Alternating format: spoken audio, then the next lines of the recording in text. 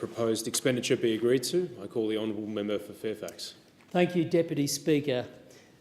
3 weeks ago, we were in this very chamber making speeches about a terror attack in Manchester. 2 weeks ago, it was London. Last week, if Parliament sat, we would have been talking about Melbourne. Indeed, we are living in a global political environment which is amidst heightened volatility. Major conflicts are causing upheaval the world over. As I speak today, there are approximately 28 wars raging across the world, and if you include smaller conflicts in African nations, that number jumps to 58. In 2017 thus far, these wars have recorded 47,000 deaths. As we've just seen in the last 3 weeks, whether it's Manchester, London or Melbourne, there is another war going on, waged by Islamist terrorists, often targeting the most innocent of lives. And it's a war waged against a way of life, our way of life. And it's a war waged against a set of values, the very values that define who we are as a country and as a people. Here in Australia, despite our rich diversity, we are united because we are bound by a common set of values. And we have no more important value than that of freedom. Freedom realised through independence, self-reliance and dignity of the individual who is equal, no better, no worse, from other individuals. Ideals that in turn promote the protection of free speech and property rights and encourage human endeavour and free enterprise.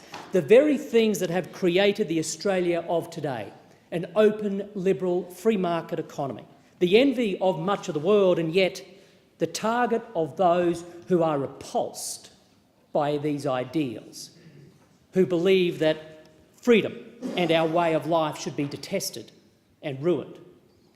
And all of this is a sombre reminder, Deputy Speaker, that as we debate many a worthy cause in this chamber, there is no greater cause, there is no higher duty than protecting our nation and keeping our fellow Australians safe.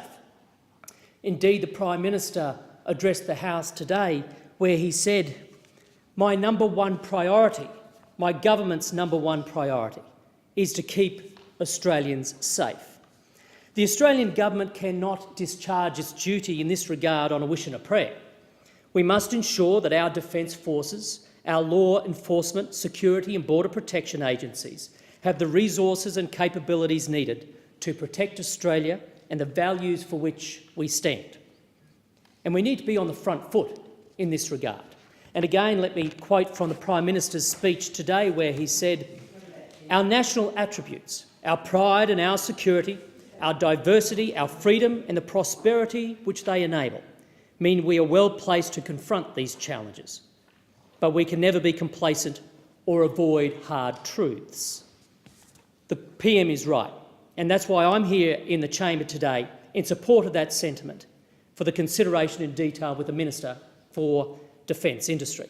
For if we are to build and sustain our nation's defence capabilities to meet the challenges of today and tomorrow, major investments are needed. And under the leadership of this Minister, those investments are indeed being made.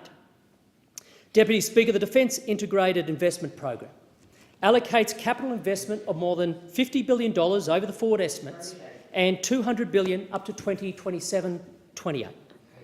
And it's my understanding that about 10% of that $200 billion budget has been earmarked for the Land 400 program, which is the Army's largest program ever, valued up to $20 billion in acquisition costs alone.